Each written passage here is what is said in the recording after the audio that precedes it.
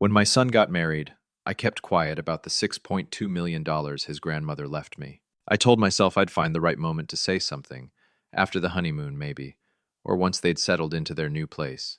Thank God I never did. Because 11 days after the wedding, my new daughter-in-law sat me down at my own kitchen table with a man she called her family financial advisor, a leather portfolio open in front of him, and a pen pointed at me like a question I was supposed to answer.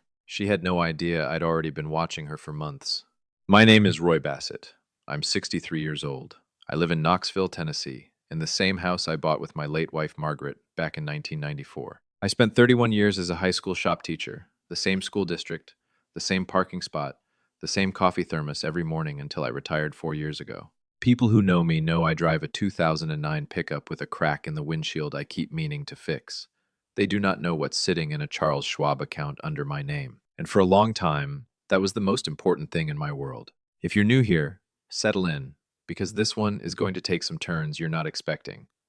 Drop a comment and tell me where you're watching from. I want to know how far this story travels. My mother's name was Dorothea Bassett, and she was the kind of woman who saved rubber bands from the newspaper and kept her Christmas cards in a shoebox for 30 years.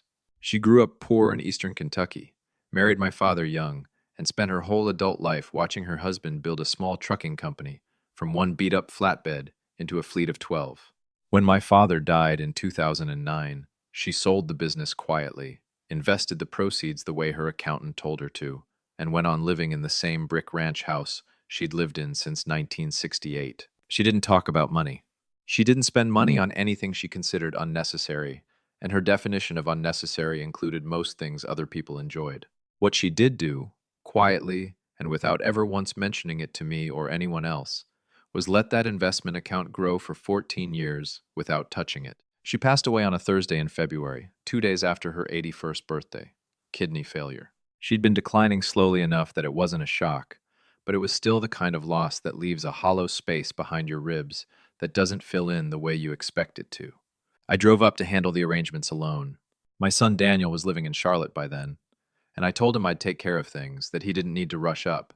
He came for the funeral, stayed 2 days, and drove back. The estate attorney's name was Carol Whitfield, a small woman in her 60s, with reading glasses on a beaded chain, and a manner so matter-of-fact it was almost comforting. She called me 3 weeks after the funeral and asked me to come in. I assumed I'd be handling the house, maybe some savings, a few old insurance policies. My mother had never suggested otherwise. She had talked about money the way other people talk about the weather, occasionally, vaguely, and never with any personal urgency. Carol slid a single sheet of paper across the desk and let me read it myself. Then she waited while I read it a second time. $6.2 million. Liquid assets, plus the value of the house once it's sold. I put the paper down and looked at the window behind Carol's head for a long moment. There was a parking lot outside. A woman was loading groceries into a minivan. The ordinary world was just continuing on out there, completely indifferent to what had just happened to me inside this room. Carol also handed me an envelope. My mother's handwriting on the front. Just my name, Roy, in that tight, slanted cursive she'd had since before I was born. She said my mother had left it with explicit instructions that it be given to me privately and that I should read it when I was alone. I put it in my jacket pocket without opening it. I drove home. I made a pot of coffee. I sat at Margaret's old kitchen table for almost 2 hours before I opened the envelope. I'm going to tell you what that letter said, because it matters to everything that comes after. My mother wrote 4 pages in her careful handwriting. She explained that she had never told me about the money because she didn't trust what money did to people before they needed to hear about it. She said she had watched it change families her whole life, not always the people who got it, but the people around them, the ones who started calculating before a person was even in the ground. She said she wanted me to have it freely, without anyone standing between me and a clear decision about what to do with it. She said she was sorry she hadn't been warmer when I was young. She said she'd loved me in the only language she knew how to use, which was making sure I was taken care of, even if I didn't know she was doing it. She said she hoped I'd find someone to love the way I loved Margaret. She signed it. Your mother, who was always proud of you even when I didn't say it out loud. I sat there a long time after that. Then I folded the letter carefully, put it back in the envelope, and made myself a decision. I was not going to tell a single person about this money. Not my brother in Chattanooga, not my old teaching colleagues, and not Daniel, who was 3 months away from marrying a woman named Kristen Moore, whom I had been trying, with limited success, to feel good about for almost 2 years. I want to be fair to Kristen because fairness matters here. She was not an unpleasant person on the surface. She was 31, worked in corporate HR at a logistics company in Charlotte, dressed well, spoke confidently, and had the kind of organized social energy that makes a person seem like they're always exactly where they want to be. Daniel was crazy about her, and when he's happy, he has this way of talking about a person that makes you want to love them too. So I tried. I genuinely tried. But there were small things that I noticed early on, before I knew about the inheritance, before there was any money to speak of. The first time I met Kristen, about a month into her and Daniel's relationship, she asked me within 20 minutes of sitting down at my kitchen table what I planned to do with my mother's house now that she was getting older and what kind of care costs I'd been thinking about. She framed it as curiosity, the way people ask about your garden or your retirement hobbies. But 20 minutes is very fast to get to a near stranger's real estate plans. I filed it away without saying anything. The questions continued over the following months, always paced carefully, always coming from a place of apparent warmth. Did I have a financial planner? Had Daniel and I ever talked about legacy planning? Was the house in my name alone, or was there a trust? She said once, laughing lightly, that her work in HR had taught her that people never planned for the future as well as they thought they did, that she'd seen so many families fall apart over assets that could have been protected with simple paperwork. Then she'd changed the subject. When Daniel proposed to her the following spring, I was glad for him and uneasy, in a way I couldn't entirely justify. I told myself a daughter-in-law who thinks about financial planning isn't a bad thing. I told myself I was projecting grief onto a woman whose only real crime was being organized. Then my mother died, and I sat alone with $6.2 million, and that unease began to take a different shape. Wedding planning moved quickly once they got engaged. Kristen had a clear vision, a venue on the water outside Charlotte, florals she'd already been pinning for a year, a guest list that kept expanding by 5 people every few weeks. Daniel called me one Sunday, a little overwhelmed, and said the total was going to land somewhere around $45,000. He said they were managing it, that they'd been saving, that I didn't need to worry. He said it the way he'd always said things like that, careful not to ask directly for what he needed. I quietly covered most of it. I told Daniel it was money I'd been setting aside since his mother died, that helping with his wedding was the best use I could think of for it, which was true enough. Kristen's reaction to that was the thing I found myself turning over afterward. She was warm about it, genuinely appreciative to my face. But she also started asking Daniel, according to what Daniel mentioned casually one evening, about exactly how I had the money available, whether I'd sold something, whether my mother's estate had settled yet. Daniel brushed it off and reported it to me the way you report something that seems harmless. I didn't tell him why it didn't seem harmless to me. The wedding itself was beautiful. I'll give Kristen credit for that. Everything she'd planned was exactly as she'd pictured it, and Daniel looked happier than I'd seen him since Margaret died. I stood at the altar beside him as his best man, and I thought about Margaret, who would have cried through the whole thing, and I let myself just be a father in that moment instead of a man sitting on a secret. Kristen's mother, a tightly controlled woman named Beverly from Greenville, South Carolina, found me during the cocktail hour and said, with a smile that didn't entirely reach her eyes, "It's so wonderful that Daniel has a father who's so supportive." Kristen always says she admires how close you two are. It was a compliment that somehow also felt like a note, like she was inventorying something. I thanked her and moved toward the bar. During the speeches, Kristen's maid of honor talked about love and adventure. Daniel's friend, Marcus, talked about basketball and brotherhood and made everyone laugh. Kristen gave a toast to Daniel that was lovely and genuine, or at least appeared so. But the toast her father gave was the one that stopped me. He talked about building a foundation, about the importance of family, looking out for family, about assets and security, and making smart decisions early.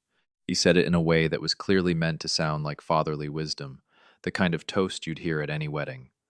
But he was looking at me for half of it. I drove home that night and sat in my garage for a while. Not worried exactly, just paying attention. The calls started about 2 weeks after the honeymoon. Not from Daniel. From Kristen. She called twice in the first week, both times cheerful and light, asking how I was settling into retirement, whether I was getting out enough, whether I'd thought about what I wanted the next chapter to look like. The second call drifted toward whether I'd ever thought about setting up any kind of structure around my assets so things would be simple for Daniel later on. She said it gently, the way you'd mention sunscreen to someone heading to the beach. She said she'd seen so many families struggle through probate at work, and she'd hate for Daniel to go through any of that. I thanked her and said I'd been meaning to talk to my accountant. Then I hung up and sat still for a moment. I called my old friend Dennis Caro that same afternoon. Dennis and I had taught together for 11 years before he retired early and spent the next decade doing background research for a law firm in Nashville. A one-man operation, he ran out of his spare bedroom with 2 monitors and a filing cabinet he called the archive. I drove down to see him in person because some conversations you don't have over the phone. I laid the whole thing out over 2 cups of coffee and a sandwich, starting from my mother and ending with Kristen's phone calls. Dennis didn't interrupt. When I finished, he asked me one question. He asked when Daniel and Kristen had gotten engaged. I told him. He nodded slowly, pulled his laptop toward him, and in about 12 minutes showed me my mother's estate filing in the county probate records in eastern Tennessee. Public record. Searchable by anyone with a browser and a county name. He cross-referenced it with the date it became accessible after processing. Then he pulled up the date of Daniel and Kristen's engagement.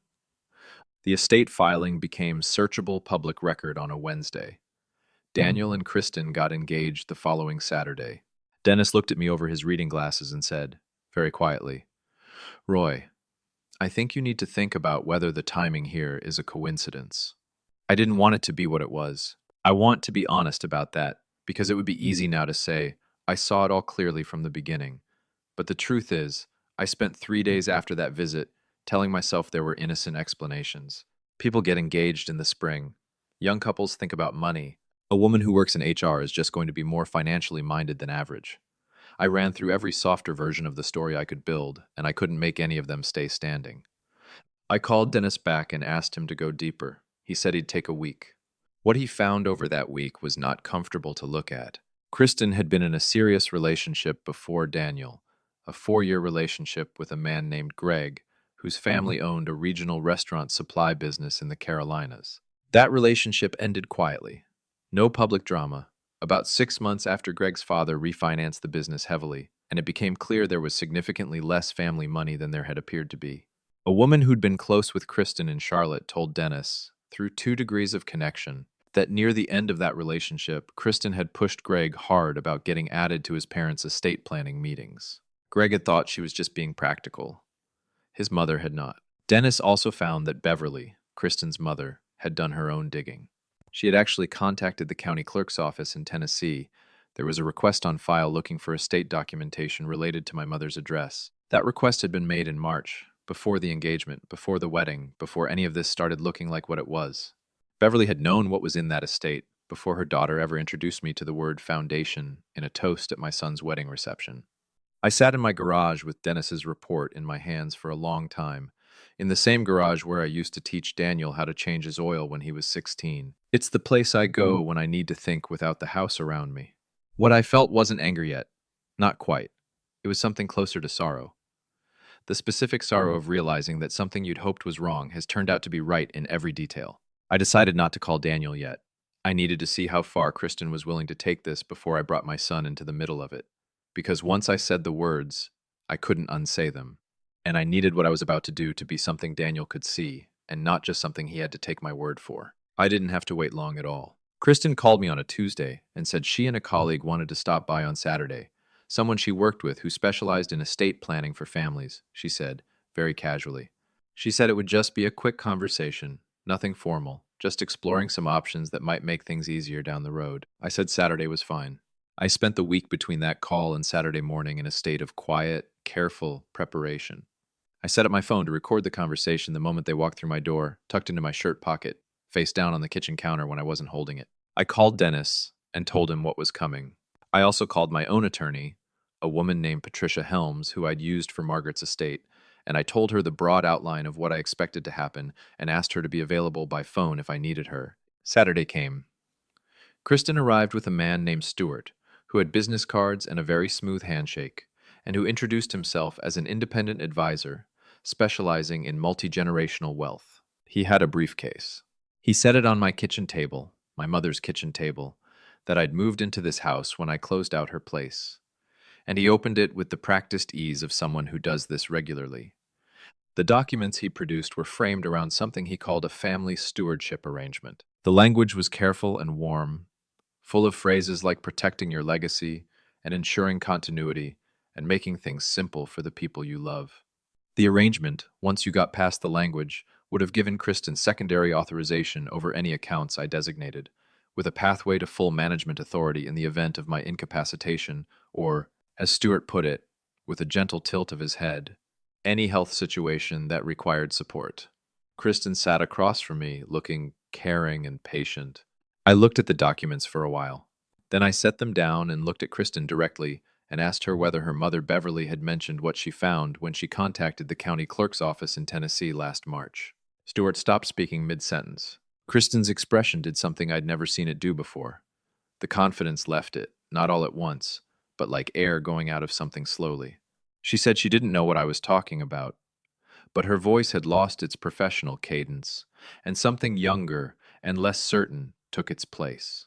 I told her I wasn't going to raise my voice. I told her I was going to do this the way I used to handle a situation in my classroom, calmly and completely, so that every piece of it was visible to everyone in the room. I told her I knew about the probate filing date. I told her I knew when it became searchable public record and when she and Daniel had gotten engaged relative to that date. I told her I knew about Greg and the restaurant supply family and what had happened when the money situation changed. I told her I knew Beverly had specifically requested estate documentation before the wedding, before the engagement, before Kristen had ever used the word foundation in a toast at my son's reception. I told her about Stewart and about arrangements like this one and about what a secondary authorization with a pathway to full management actually means when it's sitting in a signed document. Stewart closed his briefcase. Kristen tried for a few minutes. She said I was misreading everything, that this was about love and family security, that any caring daughter-in-law would want to make sure her father-in-law was protected. She said I was going to hurt Daniel by treating his wife like a suspect. That part landed on me with some weight, because it was a calculated thing to say, the kind of thing that's designed to make you second-guess yourself just enough to back down. I let her finish. Then I told her that Daniel was going to hear every word of this conversation from me before the week was out, including the part recorded on my phone, which had been running since she and Stewart walked through my front door. Stewart left without saying goodbye. Kristen sat for another minute or two, her composure coming back piece by piece, and then she said very carefully that she hoped I understood what I was about to do to my son's life. Then she left. I called Daniel the next morning and asked him to come to Knoxville. I told him it was important and that I needed him to hear some things in person. He drove up that afternoon and showed up at my door looking worried, asking before he was fully inside if I was sick, if something was wrong with my health. I told him I was fine. I told him to sit down, and I made him coffee, and I told him everything. Starting from the morning, Carol Whitfield slid that paper across the desk and ending with the sound of Stewart's briefcase clasp clicking shut in my kitchen 14 hours earlier. Daniel sat at that table for a long time. He didn't say much while I talked. He's always been a listener, my son. Has that quality where he takes things in quietly before he responds, something he got from his mother. When I finished, I put Dennis's report on the table between us, and I played him 4 minutes of the recording from the day before. He sat very still through all of it. Then he told me something that confirmed everything Dennis had found. He said that about 3 months after they got engaged, Kristen had suggested they draft a new will together, and had specifically brought up whether Daniel should be named in mine, whether I'd given any thought to formalizing things while I was still healthy. He'd thought she was being practical. He'd thought he was lucky to have a partner who thought about those things. He looked at the table when he said that part. He thanked me, quietly, in the way he thanked his mother when something mattered. He drove home that afternoon, and I didn't hear from him for 4 days. When he called, his voice was the voice of someone who had gotten to the other side of something hard. He told me the conversation with Kristen had been the worst of his life. She had denied everything at first, then shifted to telling him I was a paranoid old man who'd let grief make him suspicious of everyone. She'd brought in Beverly by phone partway through, who backed her daughter completely, and told Daniel that his father had always had trouble trusting people. Daniel told me he'd already known Beverly was wrong about that before she finished her sentence. He also told me that when he'd shown Kristen the recording on his laptop, she'd gotten up from the table and gone to bed without another word, and that he'd slept on the couch that night. He filed for divorce 6 weeks later. Kristen's attorney sent a letter claiming emotional distress. Patricia Helms replied. The process was not quick, but it was clean. because Daniel had the recording, Dennis's documentation, and the probate timeline, and Kristen's attorney apparently advised her that those three things together made certain strategies inadvisable. Beverly called me once during this period. I let it go to voicemail. I didn't listen to the message for 3 days, and when I did, it was what I expected, a mixture of wounded dignity and carefully worded accusation. I deleted it and went back to fixing the trim in my hallway, which I'd been meaning to get to for 2 years. It's been about 14 months now since Stuart clicked that briefcase shut in my kitchen. Daniel is doing well.